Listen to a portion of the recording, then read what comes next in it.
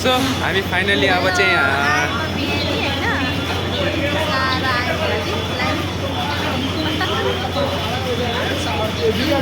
So finally हामी चाहिँ अब गुवाहाटीको लागि हामी ट्रेन आइरहेछ है। आई डोन्ट नो कुन साइडबाट आउँछ, यताबाट आउँछ कि अब यताबाट आउँछ थाहा छैन, तर दुइटैबाट चाहिँ गुवाहाटी पुग्ने ठाउँ छ भनिरहेछ, थाहा छैन। 8:52 को छ। सो टाइम भनेको अहिले चाहिँ 8:42 छ, अझै 12-13 मिनट छ। अनि हामी यहाँ चाहिँ अलिकति डिले भएर चाहिँ हामी यहाँ बसिरहेछौँ। एन्ड